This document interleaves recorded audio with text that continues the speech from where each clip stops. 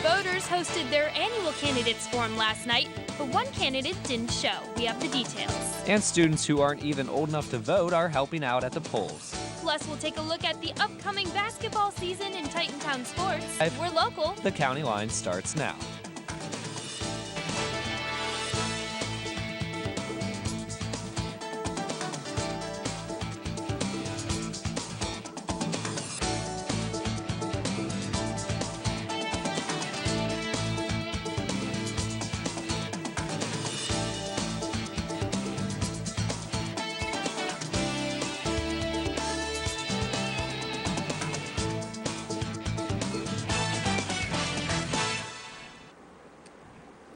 Good evening. Welcome to tonight's edition of the County Line. I'm Jeremiah Patterson. And I'm Nikki Pizar.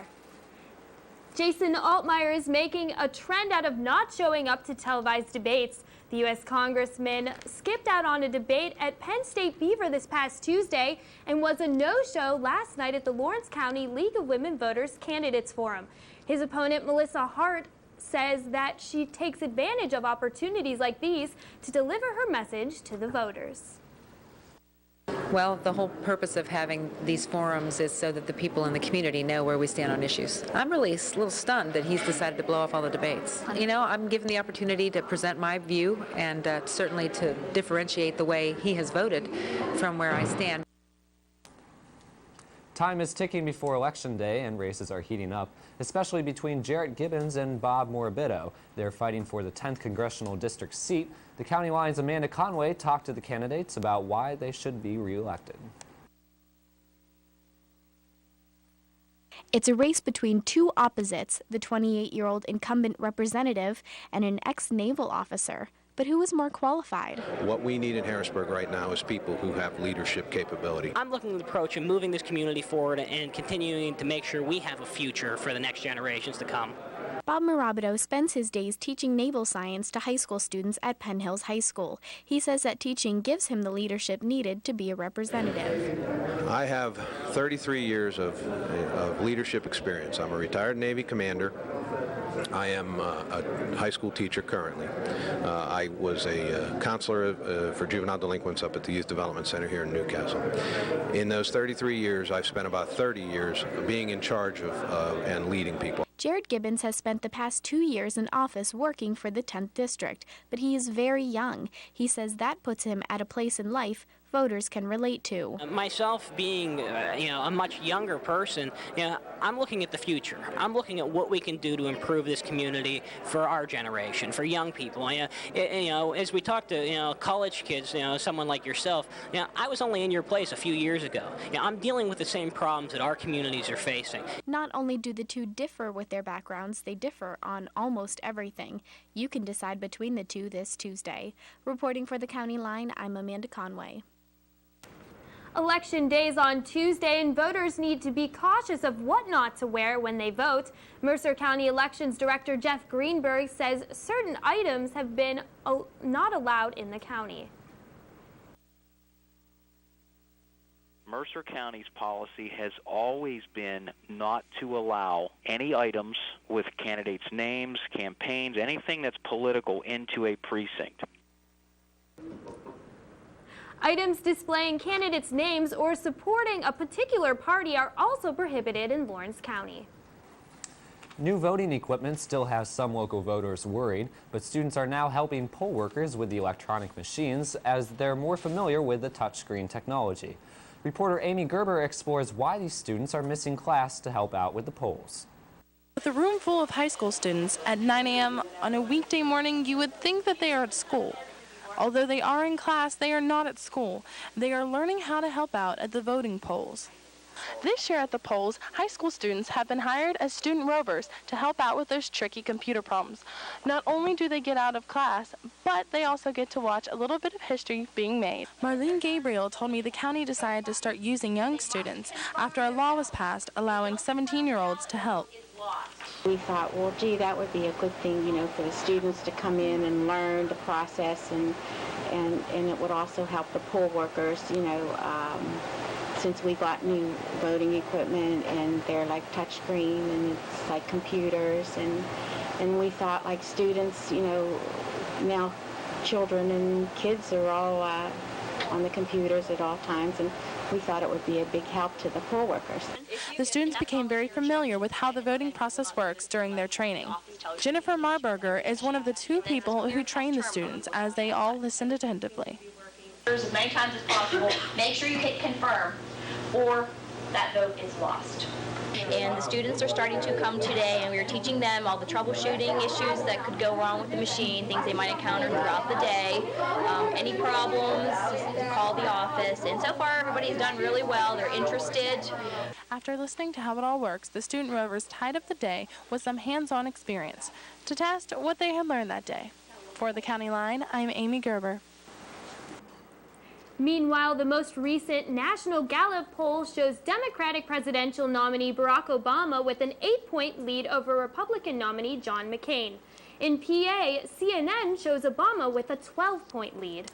But we'll gain some insight into what PA voters might be considering when we sit down with Westminster political science professor James Rhodes later in the show.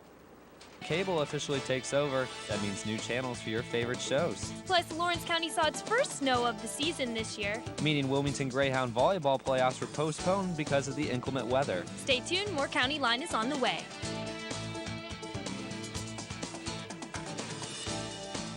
And so this is Christmas. When you think of your favorite Christmas memories, what do you hear in the background? Round and round the Christmas tree. Tune into Titan Radio this Christmas season for all your favorite holiday music. Rudolph the red-nosed reindeer had a very shiny nose. Continuous commercial-free holiday music on Titan Radio. Oh, the weather outside is frightful. Titan Radio Digital 88.9 FM and TitanRadio.net.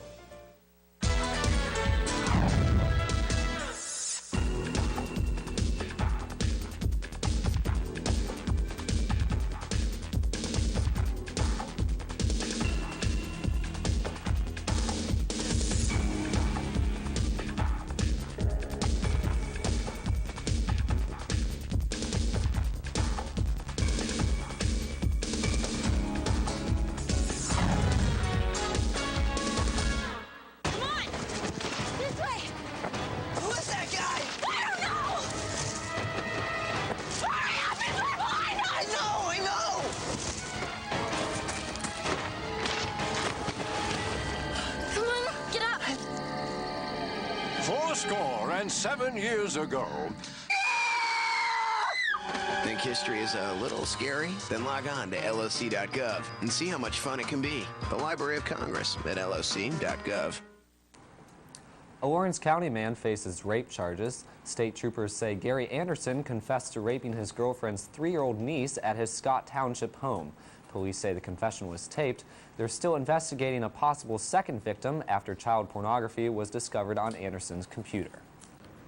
Temperatures are expected to hit 60 degrees this weekend, but yesterday morning brought their weather and New Wilmington Borough's first snowfall. Morning snow lightly dusted the Westminster College campus. We saw 2 to 3 inches of snow accumulations later in the afternoon, but it all melted in time for trick-or-treaters to visit the dorms on campus. The New Wilmington Borough now has the opportunity to buy road salt for a cheaper price. PennDOT will provide salt for just over $76 a ton, almost twice as much as last year, but cheaper than expected prices from the current provider, CoStar, which estimates $160 per ton this winter. Trick-or-treating is wrapping up right now in parts of Lawrence County. Halloween came early this year for area communities, including Elwood City, Newcastle, and Valant, as well as the borough of New Wilmington, which set trick-or-treat hours for tonight to avoid conflicts with high school football schedules on Friday. Sharon and Mahoning Township decided to stick with the 31st and have trick-or-treating scheduled for tomorrow night. And New Wilmington also had a great turnout for their annual Halloween parade last weekend. This was the parade's 60th anniversary. The event also featured great food and carnival games for the kids. The Kiwanis Club and Westminster's Circle K plans the event every year. It's a bittersweet show tonight, as this is the last show for the County Line on Channel 9 in the borough of New Wilmington. We'll officially switch to Channel 72 on Armstrong Cable at midnight tonight. This also means a whole new list of channels for New Wilmington residents. Armstrong Cable took over ownership of the borough's cable system at the beginning of October, but the company needed a month to make all the necessary changes. Westminster College President Richard H. Dorman now officially continues his term. Dorman was inaugurated this past Saturday at Orr Auditorium in a ceremony featuring several distinguished speakers and musical ensembles. Dorman's inaugural speech, titled Advantage Westminster, previewed the college's next strategic plan. It will seek to identify 3 to 6 broad initiatives collectively agreed upon to raise Westminster on its continuing upward trajectory. This is a special college, and more people simply need to know that. A college education is more important now than ever before. We will need to prepare our young people well to meet these enormous challenges. County Line, we've got the highlights from Wilmington Greyhound's big win over Slippery Rock. Plus, the County Line's Nathan Dodd sits down with Dr. Jim Rhodes to talk about the upcoming election.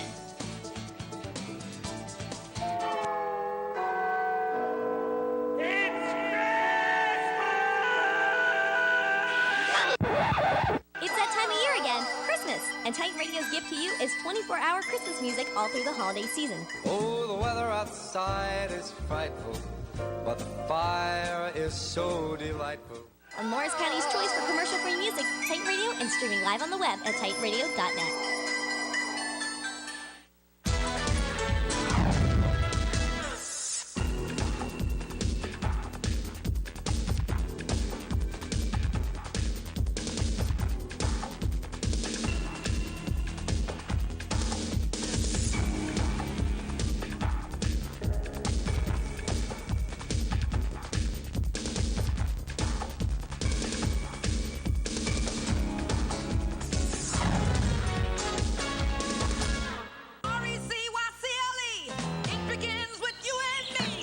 Recycling grocery bags is catching on. Here's my favorite. Let's reduce packaging by getting one big bottle, and it's recyclable.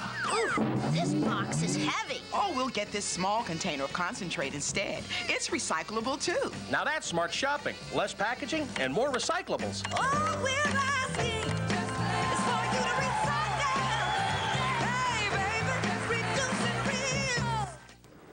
Election Day is just 5 days away, and campaigns are getting down to the wire. The County Line's Nathan Dodd talks with Westminster College Professor of Political Science Dr. James Rhodes about PA's role in the upcoming election. I'm Nathan Dodd here with Dr. James Rhodes. He is a political science professor here at Westminster and also Westminster's expert in politics. Thanks for joining us today. Thank you. I kind of wanted to start out our discussion today. You know, this election year is just really huge. I mean, there's so much going on, so much media avalanches going on with the ad campaigns, mudslinging, everything like that. So I just kind of want to open up by asking you what your prediction of this election week will be. All right. Well, it's always dangerous to make these predictions, but it certainly looks as if Barack Obama is poised to win, and probably a very substantial victory. Right. Yeah. Both And, in Pennsylvania and nationwide. and that kind of leads into the polls. What do you have to say about the current polls?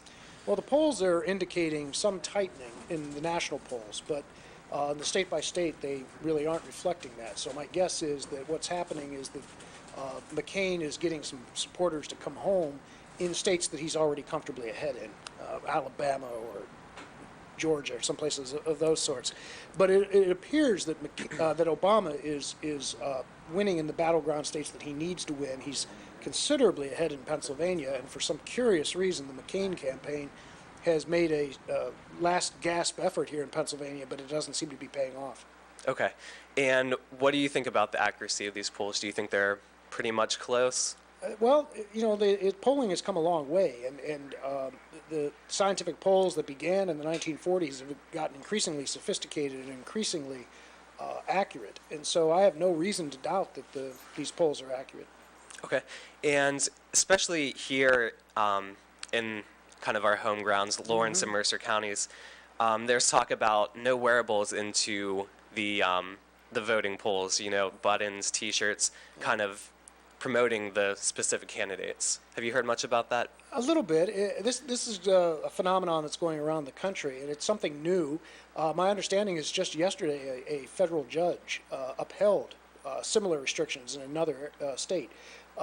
It was thought to be against the First Amendment, so there were, for a long, long time, nothing of this sort was ever tried. Right. But apparently, Board of Election people have decided they felt the need to enforce some rules along these lines, and so far they've been held up as constitutional. Okay. And, come along with the new voting machines, there's been talks about maybe some problems with the elderly or the maybe untrained using the machines. Do you think we're going to see any issues like that here in Lawrence and Mercer counties? That's a good probability, only because these machines take a degree of technological sophistication, but the poll workers have been very helpful in the past, and so my guess is that the problems will be minimal. But and not only, of course, in Lawrence and Mercer County, but in various parts around the country. This will be an issue until people get used to this technology. Okay. And have you been following the local races at all? The congressionals? The congressional races I follow. I don't follow very closely the local races, mayor of Newcastle, that kind of thing. But yeah, at the local level, at the congressional level, I have been following them. And it appears as if Jason Altmaier, who won very narrowly 2 years ago, is poised to win considerable victory this time around. The last poll I saw had him anywhere from 15 to 20 ahead of Melissa Hart. I think that's probably a little strong, but he'll probably win by 10 anyhow. Okay. And just kind of recapping, is there anything you'd like to say maybe to the audience that haven't considered voting and why you think they should? Oh, well, definitely. I think everyone should vote. It's it's not only an obligation, it's a responsibility. It's something that we need to take very seriously. And as far as alerting people to some trends, very early on election night at 7 o'clock, states are going to close their polls in Indiana and Virginia. And that will be a good harbinger to see what's going to happen nationwide. If Obama wins Virginia, as is expected, that will set him up for a big victory. Indiana is much, much closer, but if Obama is declared the winner there, it's going to be a long night for Republicans. Right. All right, well, thank you very much for joining us today. My pleasure. And more County Line is on the way. Stay tuned.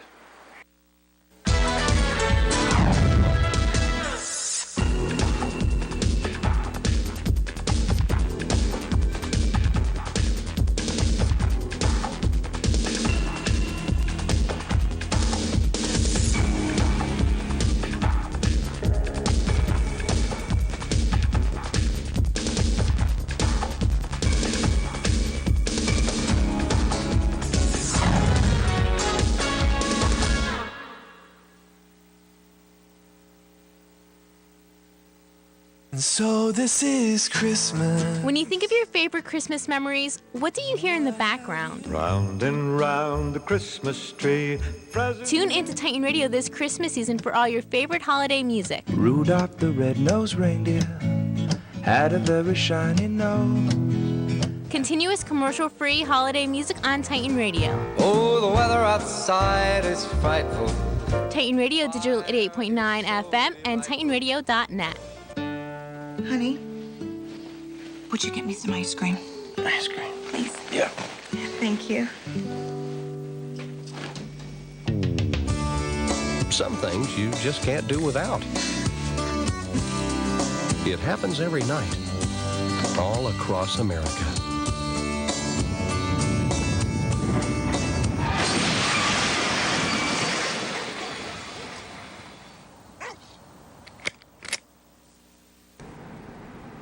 Good evening, sports fans. I'm Melissa Maines, and welcome to this week's edition of Titantown Sports. The Wilmington Greyhounds will shoot for a perfect 10-win season this Friday as they host Karn City. The Gremlins are 8-1, so this should be a great matchup.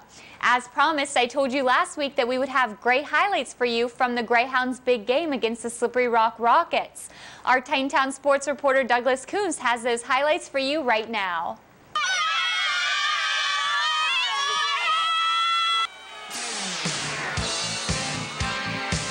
Pitch to Luke Yeoman, big hole on the outside, and he is all by himself for the touchdown. And the kick is up and good. Hounds take the lead 7-0. Wilson on the kickoff. Now watch for Carson shot ball. We've seen this before. And boom! Rockets trying to move the ball. Hartman hits the running back, ball pops up. Derek Byrne picks it out of midair, takes it all the way to pay dirt. Hounds now jump out to a lead of 14-0. Next possession for the Hounds. Shane Wagner fires a frozen rope to Matt the Giant Wagner on a slant play. Hounds extend their lead 21-6. Late in the second quarter, Hounds ain't done just yet. Pitch to Luke Yeoman on the outside, and he is in for the touchdown for his second of the day. Strip that ball, let's go! The fans calling for Hammer, and Derek Burns delivers.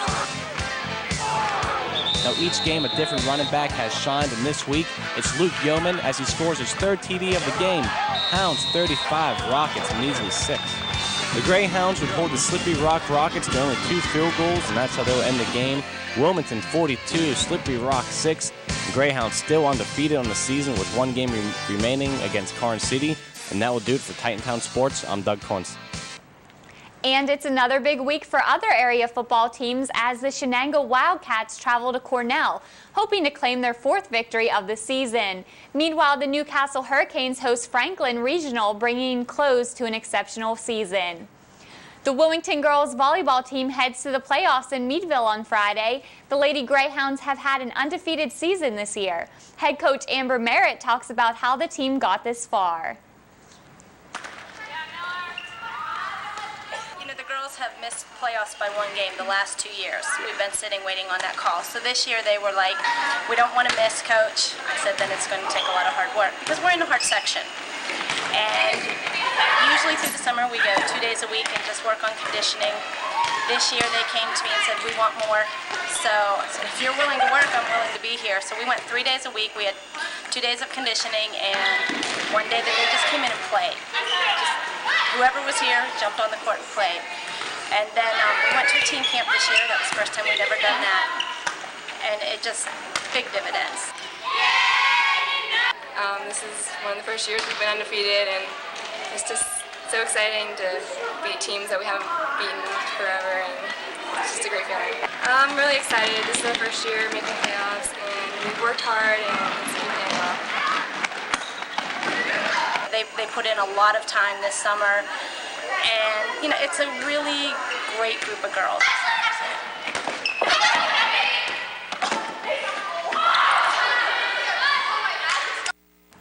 There is no game this weekend for the Titan football team, but they are going to need that time to recover from their 34-7 loss against the unbeaten Washington Jefferson Presidents. In case you need your Titan football fix for the week, our Titantown sports reporter Matt Ogden has highlights for you.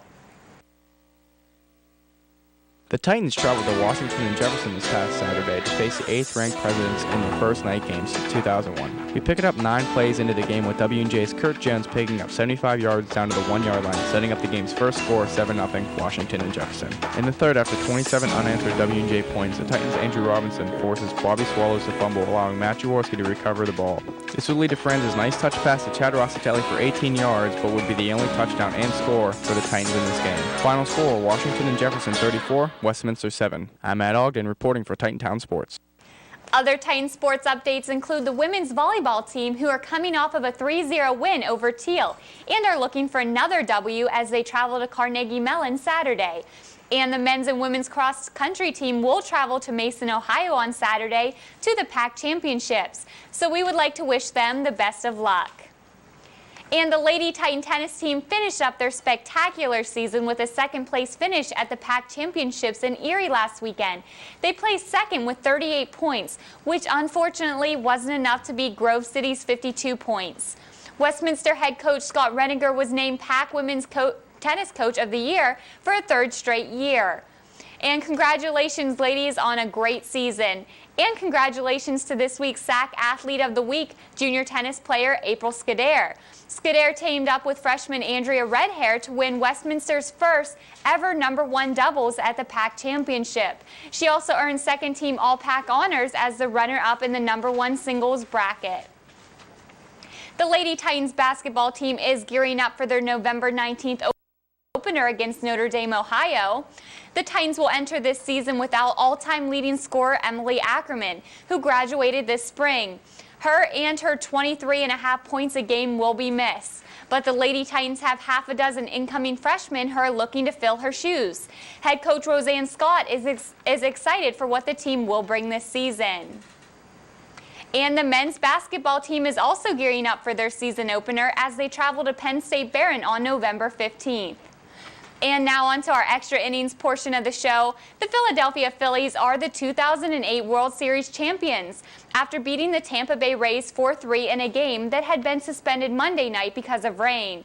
The Phillies won the best of 7 World Series games, 4-1.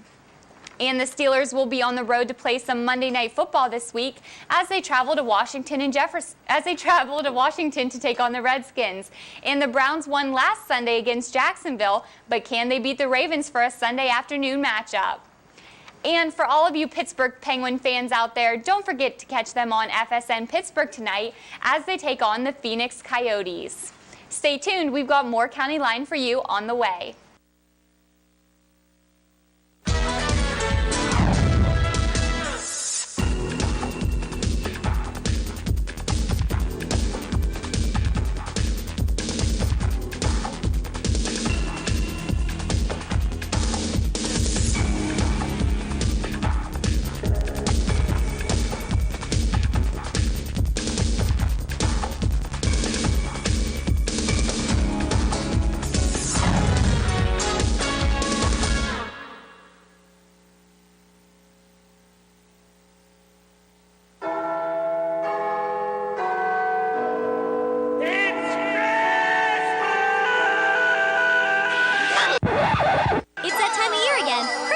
And Titan Radio's gift to you is 24-hour Christmas music all through the holiday season. Oh, the weather outside is frightful, but the fire is so delightful. On Morris County's choice for commercial-free music, Titan Radio, and streaming live on the web at titanradio.net.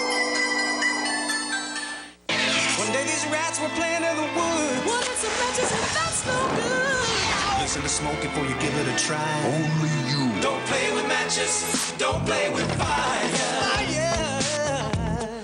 Cause there's nothing very funny about nothing very nice on a homeless mind.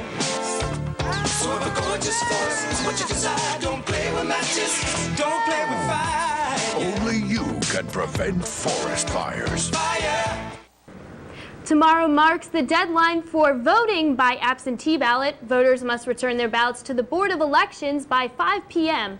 Other voters planning to visit the polls on Election Day can cast their vote from 7 a.m. to 8 p.m. next Tuesday. And if you missed out on the League of Women Candidates Forum last week, stick around after this edition of the County Line. We're rebroadcasting the whole event in just a couple minutes and also rebroadcasting it this Sunday at 7 p.m. That's all for this edition of the County Line. Thanks for joining us. Good night. Good night.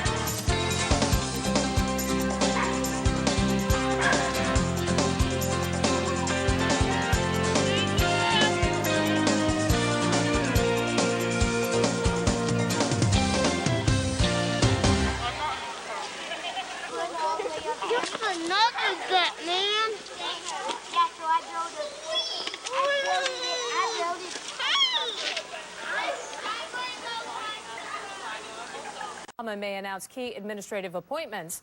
Obama started the day with a little